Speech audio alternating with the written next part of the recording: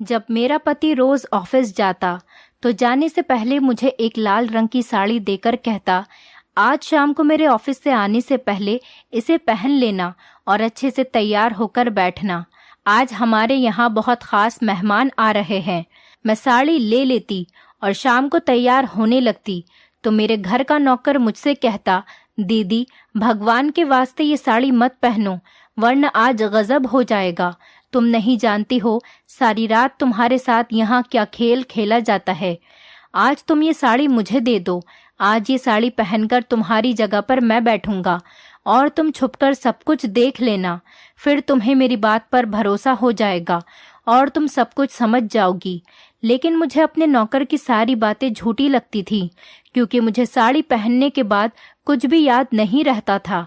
लेकिन आज उसने मुझसे बहुत ज्यादा जिद की और मेरे आगे हाथ जोड़ने लगा तो मैंने उसे अपनी साड़ी दे दी।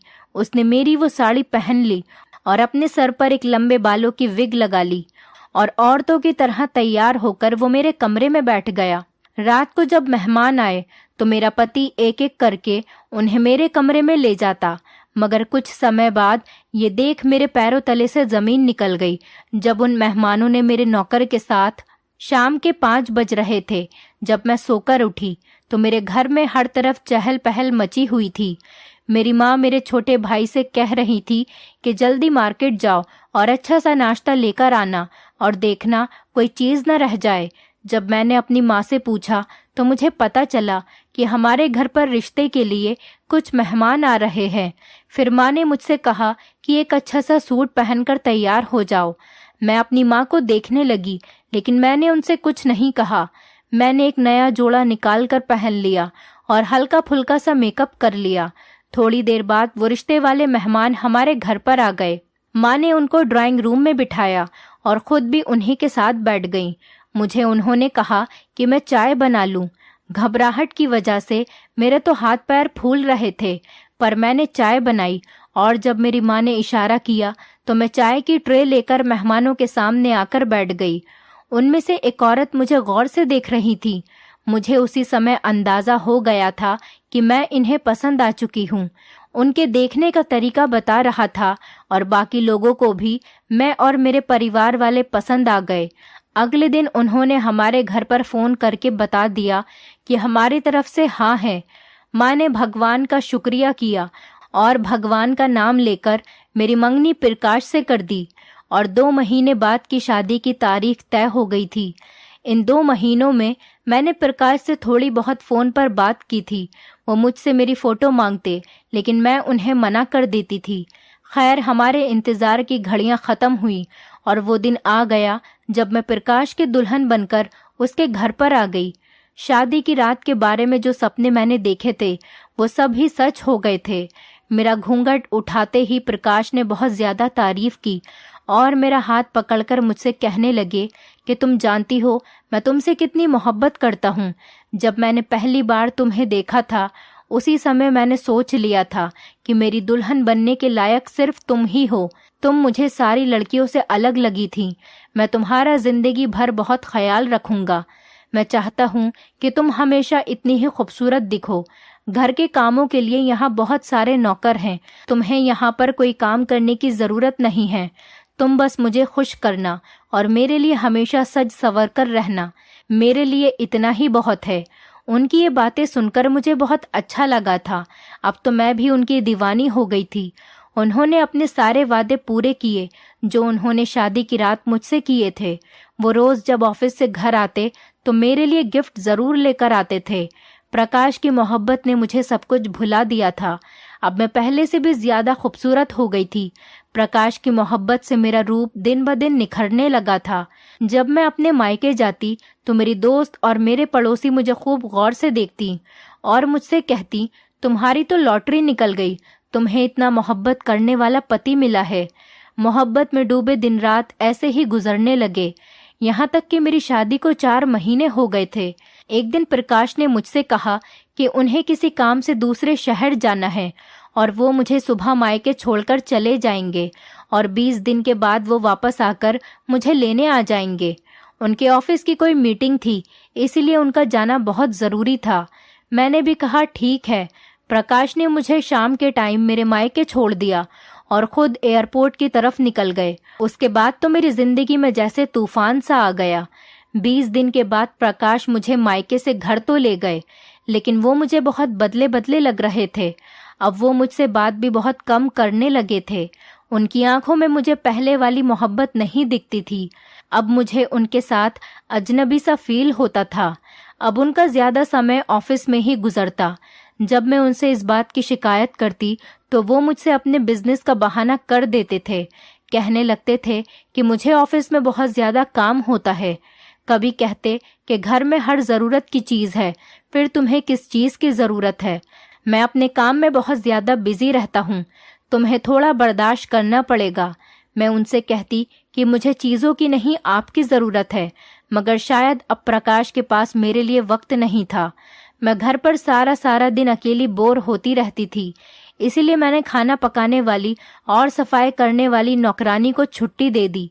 मैंने सोचा कि मैं घर का सारा काम अब खुद ही करूंगी। हो सकता है इसी से मेरा समय गुजर जाए और मुझे प्रकाश के इंतजार की तकलीफ भी नहीं सहनी पड़ेगी। लेकिन ये सिर्फ मेरा ख्याल ही था, क्योंकि मुझे घर का काम छोड़े हुए बहुत टाइम हो गया था। अब जब मैंने घर का कामकाज शुरू किया तो मेरी हिम्मत जवाब दे गई। मुझसे ये काम संभाला नहीं जा रहा था। मैंने परेशान होकर प्रकाश से कहा कि आप घर के कामकाज के लिए दोबारा कोई नौकरानी रख लीजिए, क्योंकि मुझसे अब इतना सारा काम नहीं होता। लेकिन प्रकाश कहने लगे कि अब हमें नौकर की कोई ज़रूरत नहीं है। वैसे भी घर में होता ही कौन है, एक मैं हूँ और एक तुम हो, और 2 लोगों का खाना बनाना कोई बड़ी बात नहीं है।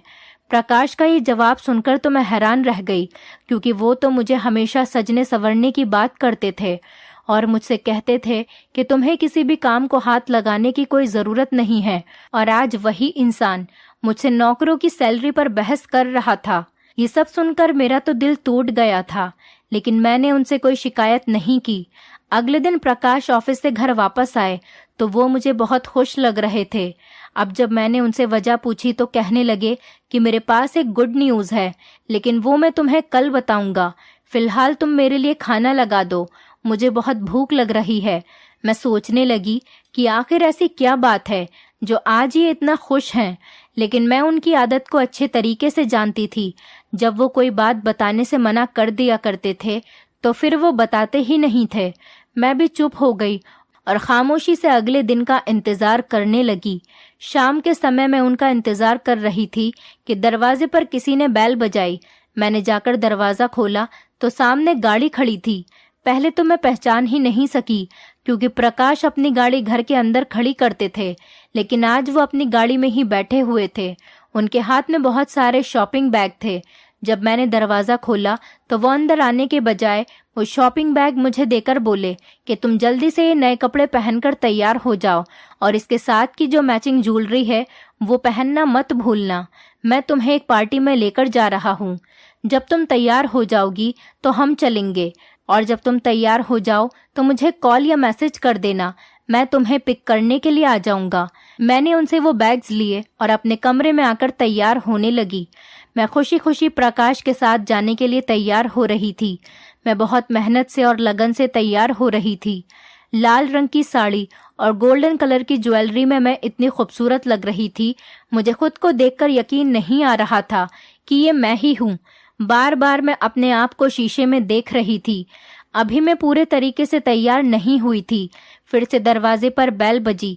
मैं समझ गई थी कि दरवाजे पर प्रकाश ही होंगे और वो मेरा इंतजार नहीं कर सके, इसीलिए मुझे पहले ही लेने आ गए।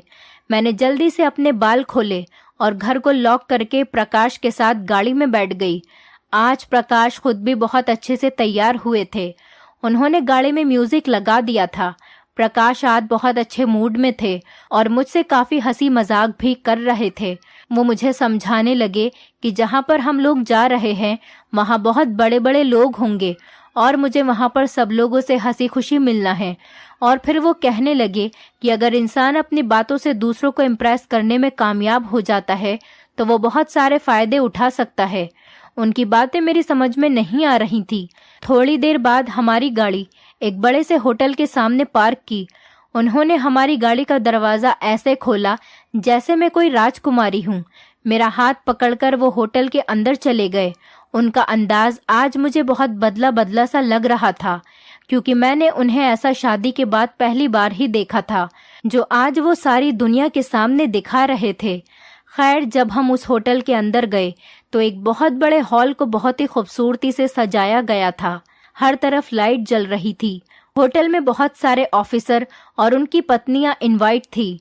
ये एक बहुत बड़ी पार्टी थी। यहाँ आकर मुझे थोड़ा नर्वस फील हो रहा था, लेकिन थोड़ी ही देर में मुझे पता चल गया था कि मेरी खूबसूरती ने सबको अपनी तरफ खींच लिया है।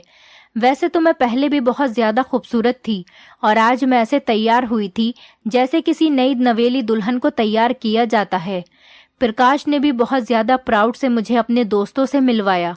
उसके बाद हम सब लोगों ने खाना खाया और वहाँ हल्का हल्का म्यूजिक भी बज रहा था। ये माहौल मेरे लिए बहुत ही अजनबी सा था। जिंदगी में पहली बार मैंने इतने सारे लोगों के सामने बैठकर खाना खाया था, जिससे मुझे बहुत घबराहट हो रही थी। लेकिन मैं प्रकाश का साथ दे रही थी, क्योंकि आज वो बहुत ज्यादा खुश थे। मुझे कुछ देर से ऐसा लग रहा था कि हमारी पास वाली टेबल पर जो आदमी बैठा है वो बराबर मुझे देख रहा था। उसका देखना मुझे कुछ ठीक नहीं लग रहा था और मुझे उसके देखने से उलझन हो रही थी। थोड़ी देर के बाद वो अपनी टेबल से उठकर हमारे साथ ही हमारी टेबल पर आकर बैठ गया। बात करते करते पता चला कि वो मेरे पति प्रकाश का सीनियर ऑफिसर था, लेकिन उसे देखने से कहीं से भी नहीं लग रहा था कि वो सीनियर है। प्रकाश ने मुझे उससे मिलवाया। उससे हाथ मिलाने के लिए अपना हाथ आगे किया। न चाहते हुए भी मुझे सबके सामने उससे हाथ मिलाना पड़ा। हाथ मिलाते हुए उसने मेरा हाथ अपने हाथ से हल्के से दबा दिया था। उसकी ये हरकत मुझे बहुत बुरी लगी थी। प्रकाश ने भी ये बात नोटिस की थी, लेकिन उन्होंने कुछ भी नहीं कहा। वो चुप रहे। मुझे अपने पति की इस हरकत पर बहुत हैरत हो रही थी कि वो ये सब कुछ कैसे बर्दाश्त कर रहे हैं। प्रकाश ने मुझे बताया कि ये मिस्टर खन्ना हैं।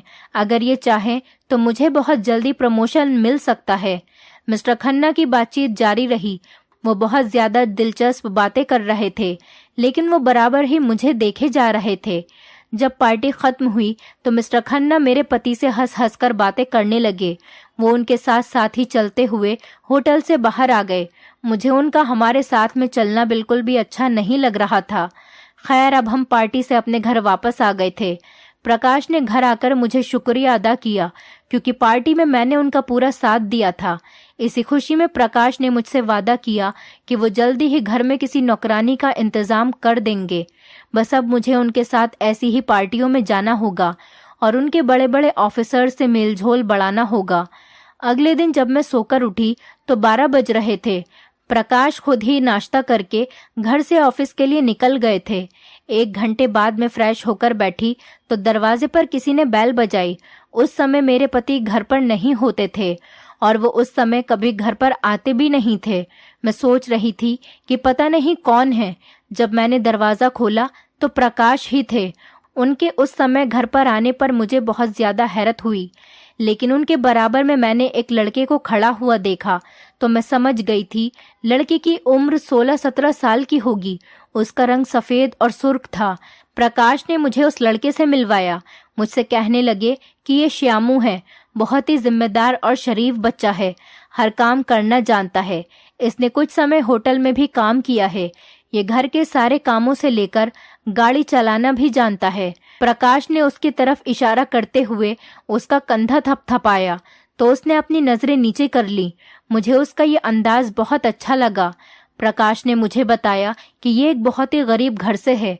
आज सुबह तुम सो रही थी तो मैं घर से नाश्ता किए बगैर ही चला गया था। मैंने सोचा कि मैं किसी ढाबे पर ही नाश्ता कर लूंगा।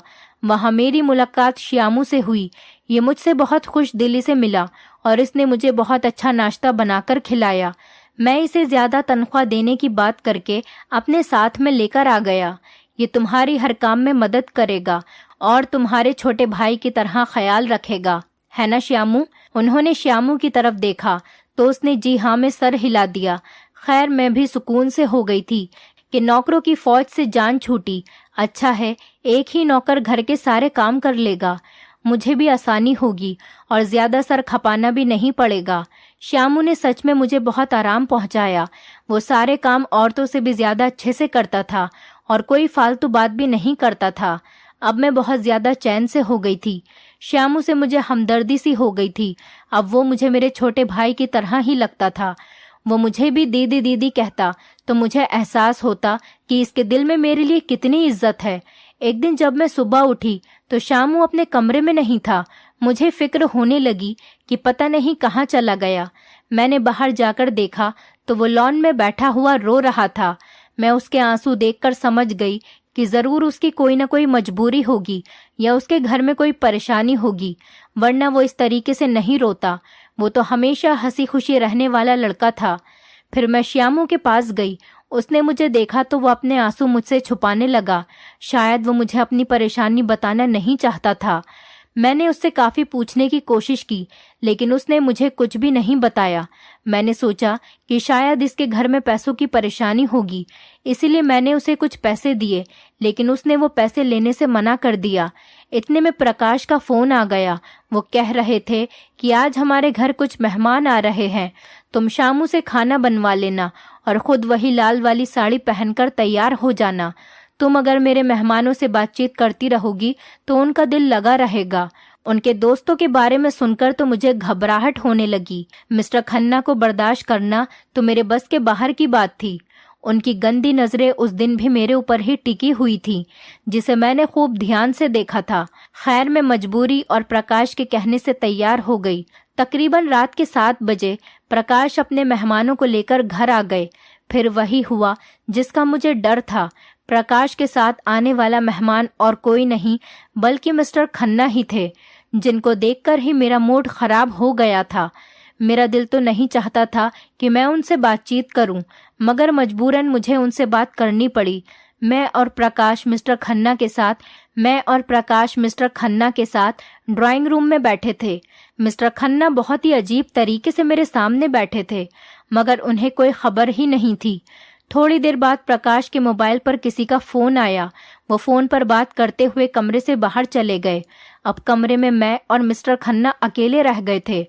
मिस्टर खन्ना मुझसे खुलकर बातें करने लगे तो मुझे उनका ये अंदाज पसंद नहीं आया। वो इतनी अजीब अजीब बातें कर रहे थे कि मेरा जवाब देने का दिल नहीं कर रहा था। 10 मिनट हो गए। जब प्रकाश कमरे में वापस नहीं आए तो मैं उठकर कमरे से बाहर जाने लगी। मुझे मिस्टर खन्ना के साथ बैठना बहुत ही अजीब लग रहा था। इससे पहले मैं उठकर खड़ी होती, मिस्टर खन्ना ने मेरा हाथ पकड़ लिया। उनकी इस हरकत पर मुझे बहुत गुस्सा आया। मेरा दिल तो कर रहा था कि मैं उन्हें एक जोर का थप्पड़ लगाऊं, लेकिन मैंने अपने गुस्से को ठंडा किया और आराम से उनसे कहने लगी कि मिस्टर खन्ना, आप ये क्या कर रहे हैं? आप मेरे पति के दोस्त हैं और उनके सीनियर ऑफिसर हैं, इसीलिए मैं आपकी बहुत ज्यादा इज्जत करती हूँ। अगर आपने ये बदतमीजी बंद नहीं की तो मैं भी अब बदतमीजी पर ही उतर आऊंगी। उन्हें मेरी इस बात से जैसे कोई फर्क ही नहीं पड़ा था। वो सुकून से खड़े होकर मुझे घूर रहे थे। जब मैंने उनसे अपना हाथ छुड़ाना चाहा तो वो और मेरे करीब आने लगे। गुस्से में मेरा चेहरा लाल हो गया। मैंने टेबल से फ्लावर पॉट उठाया और उनके सर पर मार दिया। उनके सर से थोड़ा खून बहने लगा तो वो चिल्ला उठे। उनकी चीख सुनकर मेरे पति कमरे में आ गए।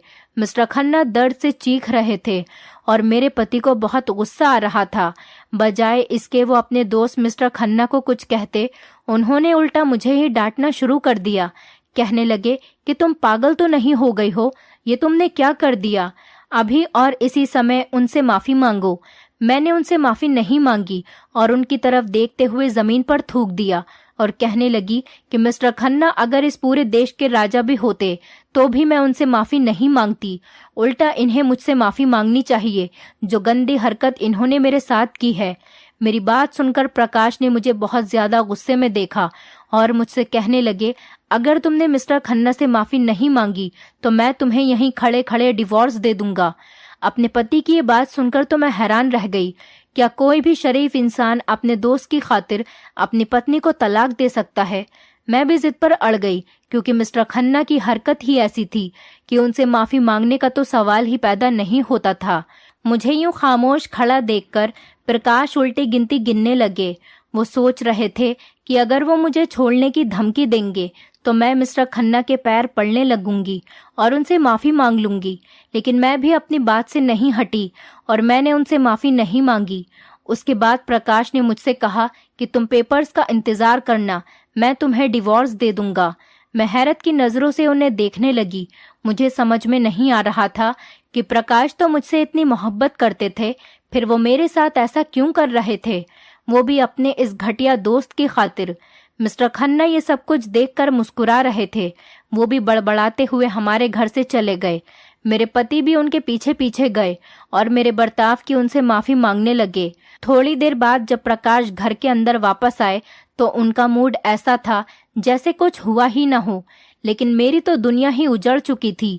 मैंने अपने कमरे में जाकर अपना बैग पैक करना शुरू कर दिया और उसी समय घर से निकलने लगी तो प्रकाश ने मुझे कमरे में बंद कर दिया। मैंने दरवाज़ा खटखटाया मगर उन्होंने नहीं खोला। थोड़ी देर बाद वो अंदर आए और मुझसे कहने लगे कि क्या हुआ, मैंने जो कुछ भी तुमसे कहा है वो गुस्से में कह दिया। क्या हमारी बरसों की मोहब्बत मेरी छोटी सी बात पर ख़त्म हो जाएगी? जाहिल लड़कियों की तरह हंगामा मत करो। जो कुछ भी हुआ है उसे भूल जाओ और ख़बरदार, जो तुमने घर से निकलने की कोशिश भी की, मैं तुम्हारी टांगे तोड़ दूंगा।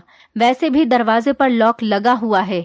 तुम्हें बाहर जाने की ज़रूरत भी नहीं है और इजाज़त भी नहीं। जब तक मैं न कहूँ तुम घर से कदम बाहर नहीं निकाल सकती।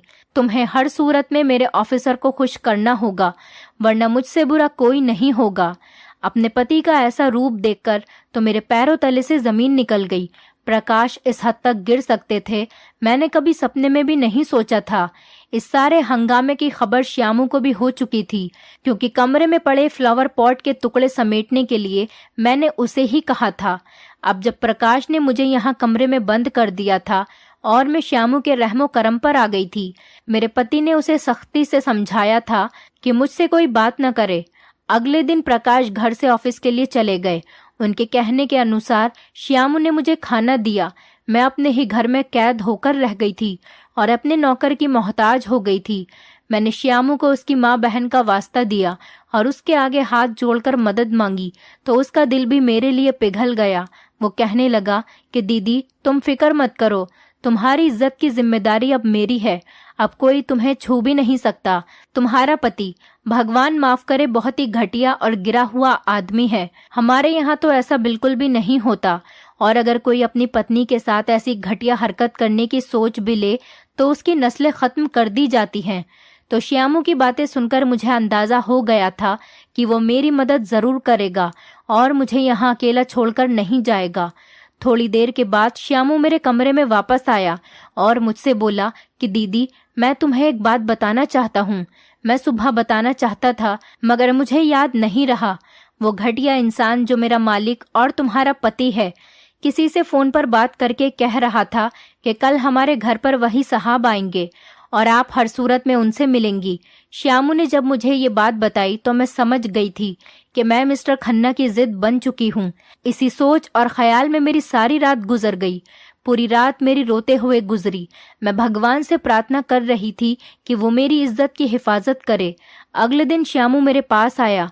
उसकी सांस फूली हुई थी और वो काफी जल्दी में लग रहा था। दरवाजा खोलकर मेरे कमरे में आया और मुझसे बोला दीदी तुम अपना एक खूबसूरत सा जोड़ा मुझे दे दो। मैं उसका चेहरा देखते हुए बोली कि श्यामू तुम्हें मेरे कपड़ों की क्या जरूरत है? तो वो कहने लगा कि ये समय ज्यादा बातें करने का नहीं है, बस आप मुझे एक अपना अच्छा सा जोड़ा दे दें। मैंने उसे अपनी एक साड़ी निकाल कर दे दी। वो मेरे हाथ से साड़ी लेकर कमरे में चला गया। फिर थोड़ी देर बाद वो साड़ी पहनकर मेरे कमरे में दोबारा आया तो उसे देखकर मेरी हंसी निकल गई, क्योंकि उसने बहुत ही अजीब तरीके से साड़ी बांध रखी थी। उसकी जिद करने पर मैंने उसकी साड़ी ठीक से बांधी। अब वो पूरे तरीके से एक औरत लग रहा था। उसने अपने सर पर मेरी ही तरह लंबे बालों की विग लगा रखी थी। मैंने उससे कहा कि श्यामू ये तुम क्या कर रहे हो? क्या तुम्हारा औरत बनने का इरादा है? मैं उस समय अपने सारे दुख भूल गई थी और उससे हंसी मजाक करने लगी। उसने मुझसे कहा कि दीदी आप यहाँ से जाइए और मेरे कमरे में जाकर बैठ जाना। हमारे घर में आज उसके साथ एक और लड़का आया था जो श्यामू का दोस्त था। थोड़ी देर बाद मुझे अपने घर में किसी के आने की आवाज आई। जूतों की आवाज मेरे कमरे की तरफ से आ रही थी। मेरा दिल बहुत ज्यादा कांप रहा था और फिर मेरे कमरे का दरवाज़ा अंदर से लॉक होने की आवाज़ आई। कुछ देर बाद ही मेरे कमरे से चीखने चिल्लाने की आवाज़ें आने लगीं। घर में शोर मच गया। मैं कमरे से बाहर निकली। जब मैं अपने कमरे के पास पहुंची और मैंने दरवाज़ा खोल कर देखा तो वहाँ का मंजर ही कुछ अलग था। मिस्टर खन्ना के कपड़े फटे हुए थे। श्यामू और उसका दोस्त मिस्टर खन्ना को मार रहे थे। मिस्टर खन्ना की तो हालत खराब हो रही थी। मैंने श्यामू से मना किया, लेकिन उस पर तो जैसे भूत सवार था। मिस्टर खन्ना की जब अधमरी हालत हो गई तो श्यामू ने उन्हें छोड़ दिया और एक तरफ बैठ गया। मैं उसका मुंह देखने लगी और दिल ही दिल में हैरानी भी हो रही थी। मेरा यहाँ रुकना अब खतरे से खाली नहीं था, इसीलिए मिस्टर खन्ना को कमरे में बंद करके और उनके मुंह में कपड़ा ठूस दिया। श्यामू मुझे गाड़ी में बिठाकर मेरे घर ड्रॉप करके खुद न जाने कहाँ चला गया। मैंने अपने माता पिता को सारी बात बताई तो वो उसी समय मुझे इस शहर से लेकर दूसरे शहर चले गए। प्रकाश की जान पहचान बहुत दूर तक थी। उसने मुझे डिवोर्स दे दी थी, मगर वो अपना बदला लेना नहीं भूला था, क्योंकि वो मेरे जरिए अपने ऑफिसर्स को खुश करके प्रमोशन लेना चाहता था। वो कभी भी मुझसे अपना बदला ले सकता था। कुछ दिनों बाद ही मेरी शादी मेरी माँ के दोस्त के बेटे से हो गई। अब मैं अपने घर में अपने पति के साथ बहुत खुश थी। मेरा घर छोटा सा था और मेरे पति एक छोटी सी नौकरी करते थे, लेकिन वो मेरी बहुत ज़्यादा इज्जत करते थे और मेरा बहुत ख्याल रखते थे। मेरे घर में खुशियां ही खुशियां थीं। भगवान ने मुझे बच्चे की खुशी भी दे दी थी। ये सब होने के बाद प्रकाश के बॉस ने उस पर फ्रॉड का केस करके उसकी सारी जायदाद हथिया ली थी और उसे जेल भिजवा दिया था। आगे मैं बस इतना ही कहूंगी कि भगवान दुश्मन को भी ऐसा पति न दे जो अपनी पत्नी की इज्जत नीलाम करना चाहता हो, अपनी पत्नी को सीढ़ी बनाकर आसमान की ऊंचाइयों को छूना चाहता हो। दोस्तों, उम्मीद करती हूँ आपको हमारी कहानी पसंद आई होगी। कहानी पसंद आई है तो वीडियो को लाइक करें, चैनल पर नए हैं तो चैनल को सब्सक्राइब करें और हाँ, नोटिफिकेशन बेल को जरूर दबाएं ताकि अगली अपडेट सबसे पहले आपको मिले।